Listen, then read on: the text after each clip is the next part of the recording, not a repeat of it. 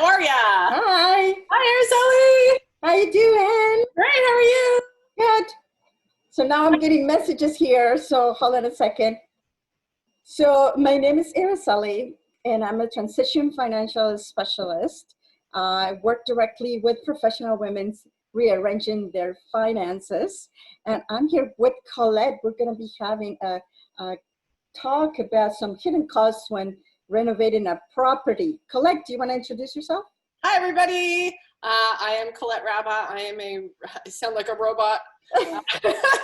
I'm a residential real estate broker in the GTA, but actually I am in Prince Edward County. Welcome. This is not a fake picture. This is actually my kitchen at my Airbnb cottage. So Araceli and I, we both are real estate investors, not just pretty faces. All right. So that's what we want to talk about with you guys today, because we have gone through the gamut of renovating, hidden costs, Yes. surprises, not pleasant surprises sometimes, unfortunately, sometimes not terrible surprises too. And we just wanted to share that with you today. So you guys can learn from our mistakes, from our issues. Yeah. Yeah. So Araceli, we were talking a little bit about what your contingency plan is. How much do you, as a financial advisor, how much would you tell someone when they're buying a fixer-upper? Well, it depends on your level of expertise to begin with, because if you are already familiar with the repairs and you know somebody that is reliable and that they can give you a fixed price, then the surprises might be less, because you might be faced with something obviously that they didn't quote because they didn't know it would happen. But in general, my rule when I go and try to price something, it'll be double of what I think it's going to be. So if you're planning about 20,000, it's probably going to be 40 more realistically. I agree with you. I don't think my contingency plan is double. I try and say maybe about 25% extra, because what happens, generally speaking, is that something, so let's take, I'll give you an example. Actually, I renovated this, the place extensively when I bought it. It was a nightmare. If you want to see more pictures, you can follow the Airbnb, or you can follow me on Instagram too. You can follow the house on Instagram. How long did it take you to renovate the cottage? That's a great question. Actually, it took me about 7 months, and I planned. That's another thing too, as far as timing. So if you think that, I agree with you in doubling the time. So if you think it's going to take you 3 months to renovate, then for sure book 6 months. Yeah. I was very lucky because I did a lot of the work myself, but I also had contractors that I made sure that when I hired them, that they knew they had a timeline, and a very tight timeline, because this is an Airbnb and it's seasonal. So I had to make sure that I was open for the next season. I think that that's key, because I tell you, my very first experience with contractors was not the greatest. No. So when I renovated my house in Hamilton, I hired somebody that was highly recommended, and that he did really good work. So he started all good, and then it came out to, we had to replace some windows. Yeah. So I gave him money to buy the windows, and he disappeared. Oh. I didn't know what happened. I looked for it. I called the person that referred him to me, and he says, well, I don't know, like he's good and whatever. And then I found out that he ended up in jail because he didn't pay his taxes. Oh my God! And he ended up leaving all his tools in my house. Okay, and then did you take them? Like, of course, all those tools are mine now. Inherit the, oh. Okay. I never saw him again. So I have no idea what happened. This is a very good tip too, because I mean, in not just in real estate, but you always want to have a plan B. So exactly. And you know what? Get at least 2 or 3 quotes if you can. If you haven't worked with these people, right? Get 2 or 3 references. And the references, I want to caution with it, because even if somebody's highly recommended, I work with people that they did really good work for me the first time around, and the second time around, they weren't that good. Maybe because they had other work going on. Right. So you don't know what people are going through also in their personal life that might affect their work. So even if the person is very recommended and has done really good work for you, try to have a backup plan in case that person gets injured, is going through some personal issues that you don't know about, and that it might affect his work. So just gotta be cautious about it. Yeah, I want to offer another tip too. When you hire a contractor, so what we did, when I hired the contractors here, I as well didn't hire a great contractor. But funny enough, yeah, the contractor was referred to me by the plumber that I initially hired, which I loved him. He was great. Yeah. The funny thing what happened was, after he was all done, I found from the electrician that also, they all know each other, right? So I actually really recommend that if you trust some trade already. So let's say you have a plumber that you really like, ask them, who do you like working with? Who's a responsible contractor? Who stays on time? Who stays on budget? Those are the guys that when they like working with certain people, because a lot of the times they're subcontracted too. So the contractor hires the plumber or the electrician. And if they're not getting paid, if they're not happy, then, walk away from that contractor. So the funny thing was, after the fact, after everything was said and done, I had the electrician come back in just for a little thing upstairs. And he said, did you know that the contractor has, he can't drive anymore. He lost his license because he was speeding. And I'm like, oh my God. So no wonder I don't see him anymore. Like, oh my God, I don't know what it is with contractors. I call it contractor trauma, because at some point or another, they're going to have something going on, and they're really the more dramatic people that I've ever met. It's a tough life. I think it is. Yeah, I think they try to juggle a lot of jobs because things get put on hold. So let's say, the plumber doesn't show up one day, so they have to go off. They're waiting for the plumber to get something done. They have to go to another job site, so they all try and juggle. It is kind of frustrating. So it is always good, like if you're going to supervise the job, if you have the time, it's good you could do a little bit of project management. I'll be right back. You inspired me to get something. Hold on.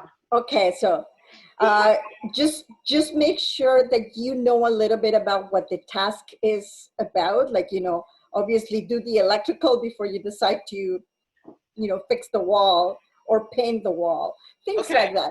And there's also things that, happen that you didn't know about, that you may want to extend the wall or take a wall out. And as soon as you open it, there's something there. Can you see what this is? No, I can't see it. I can't see anything at all. Well, if you don't know what this is a caulking gun. Oh, you know what this is? Do not buy a fixer-upper, because this is worth its weight in gold. Yeah. You can use this for adhesive. You can use this for silicone. You can use this for so many things. This is the best tool. You can tell it's filthy because I use it I just used it the other day too, a couple days ago. But this is, if you don't know what this is, now it's COVID, go to the hardware store, pick this up, That's right. Learn how to use it, because this will save you so much time and aggravation by knowing how to use this. If you're going to learn anything out of this time, just get the caulking gun. Right? Yeah. But another very good skill to do if you're going to do it yourself is painting. Oh my God. Like, huge. Yeah. It looks like it's an easy job, but it's not. It's not the easiest thing to do. Are you a good painter? I'm a terrible painter. I hate painting. I am a really good painter, but I have to take my time, especially doing the corners. Yeah. But some people have absolutely no skills. I tell you, I asked a friend of mine to help me, and unfortunately the wall was brown, dark brown, and my ceilings ended up with spots that I couldn't take out because the ceiling was white. It was horrible. Well, that's horrible. So you also have to like if you're going to do it yourself, make sure that you like the job, or that you know that you're going to put the effort, because if you don't like it and do a bad job, it's going to look terrible. You might as well just hire, for the hire somebody. Just hire someone to do it. So The other tip, what I was going to say too, was something that a lot of people don't really think about is your lifestyle and your family. And if you're going to live through a renovation, it's very, very difficult to live through a renovation, believe me. But it's something that if you hire someone at the beginning to really help you through the transition of saying, so somebody like me, if we buy a house, you know, if you buy a house through me and you think it needs renovation, I will help you with tips of where to, you know, how to make the if you have to live through it, or if you can hold off on closing and, you know, bridge your mortgage with your old house, or you know, give yourself a little bit of time with your renter. If you're renting, let's say, and then you buy a new house, please pay the extra month to live in the rental and renovate the house while you're not living there, because it'll go much, much faster and much smoother. There's drywall dust, there's fumes from the paint. There are, you know, if plumbing issues arise and you don't want to have no plumbing, like it's, sorry, just to go off on that, there's a really great story. Well, it's a really bad horror story right now in Toronto Life.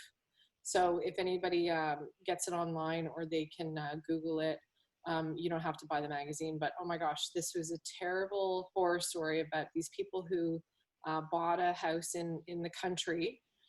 Didn't know anything really about septic or wells, and the people they bought the house from, oh my gosh, it's terrifying. I don't even want to say what it's about. But things like that, I want to say, not to scare anybody, things like that do happen very occasionally. I've had, you know, again, I say this, I'm my worst client. When I bought this property, the people that I bought it from left stuff behind, or they tried to leave stuff behind. So if you have a good realtor, I actually knew what to do, and they had to take it out.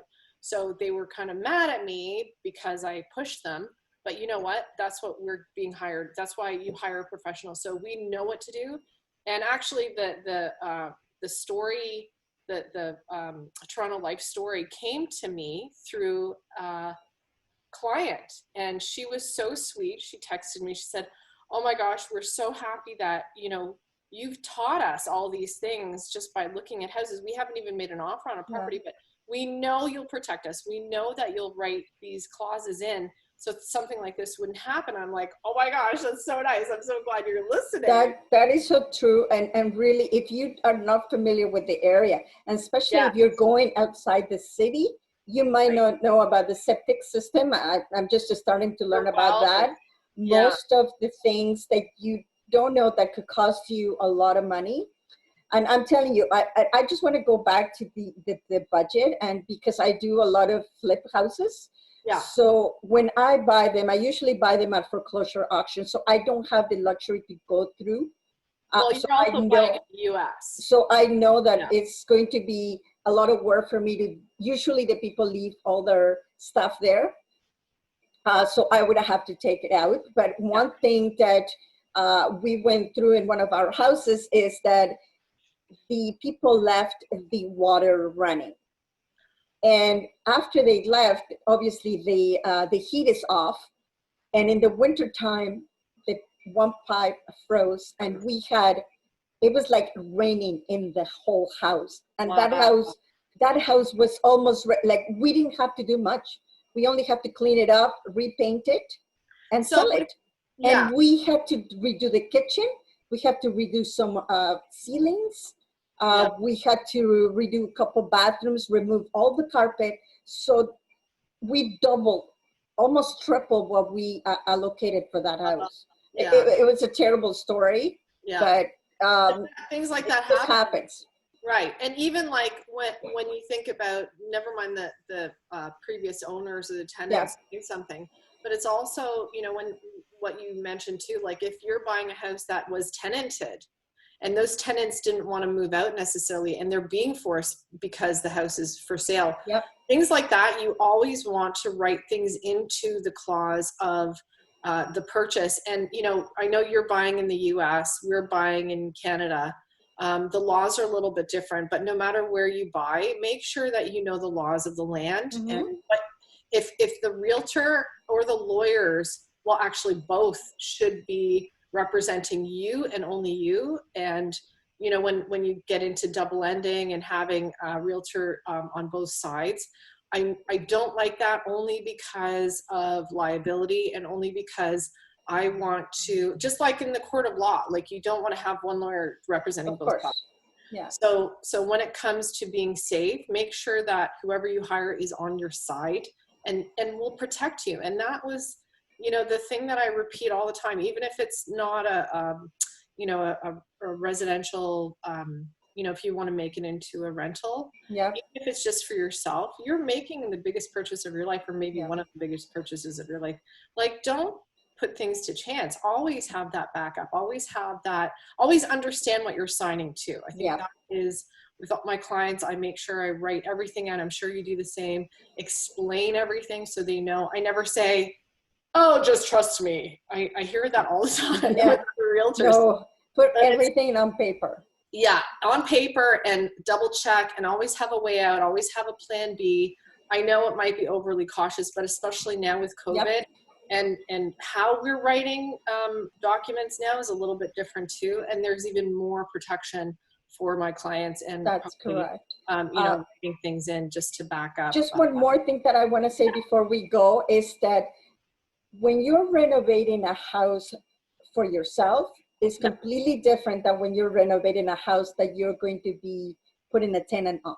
If it's or flipping as a sale. For flipping. So also for flipping is different than for a rental, because a rental and a flip would be a totally different market. So it's all about numbers. Exactly. It's all about the numbers and also what you want to accomplish. But I see the number one thing that a lot of new real estate investors do is that they over renovate the house.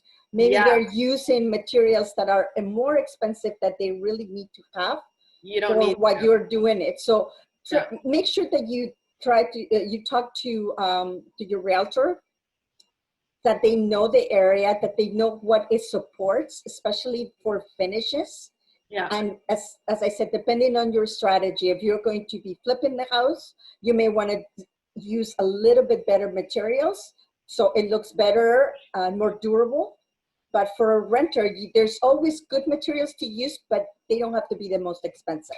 So that's my number one tip for that. I love that. And you know what, I just want to say, I agree with you 100%. And one of the stores that I miss greatly right now, not that I'm renovating any house right now, but I really miss great sources like Habitat Restore. I love that. That's right. That actually came from Restore, and I actually loved it so much. I bought 2 of them, and one of them is in my house in Mississauga. So I you know, hey, I love deals. I love getting deals for my you know what? A lot of things are so expensive, and they don't really have to be. They don't have to be. It's gorgeous. It's gorgeous. And probably in Home Depot or whoever donated it, it was probably, you know, $300 or something. I have got so really good cabinets at the Restore. Yes. Unbelievable. And for so cheap. And believe me, nobody would know any different. I know. I lived through the construction in my last unit when I was renovating my last unit. Yeah. And because I was living there, I tore the kitchen out. And so I had no kitchen, I had no stove, and I had no fridge for about 3 months. Wow. So as soon as I could, I plugged in the fridge. Yeah. And then I started to redo the cabinets because I didn't have a way to plug in, you know, to get it out of the way. Yeah. But it was a nightmare, but that was one of the little sacrifices that I did because I finished the other 2 units. And then my unit, it took me about 6 months to get it because I was doing it on the weekend. So that's another tip. Don't tear anything out until you have the plan for what's coming. Exactly. So much faster. Yeah. You have the cabinets in place. You have the design in place. If something needs to be built too, then you know you can have all that stuff just to make it a little bit easier for you to live through.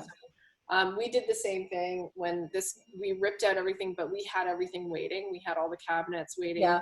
We had everything ready. So really the hardest thing, we laid the floor. Oh my gosh, that was, you know, that probably took the longest time.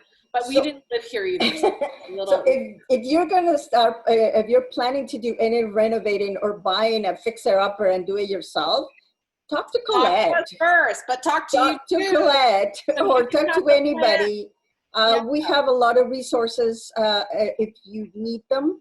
As I said, contractors is the hardest thing to find to get good good work and also good value. Yeah. You know, because sometimes the time frame also it's important. So you got to really understand what you're doing. So if you are new to this, just you know, send us a message. Anything that we can do to help you, we'll kind of send you in the right direction. Yeah, exactly. Colette will bring her cooking gun. So I'll bring it. Okay. I'll teach you. So that's all the time that we have for today. Please send us comments. Tell us if you like this episode and if you want to know more about some of the real estate. In the next episode, we're going to be talking about some of the things that we have gone through and how we have solved those problems. So, okay. Yay. Thanks, Araceli. Thank you, Colette. We'll talk to you soon, all. Okay. Bye, everybody. Bye.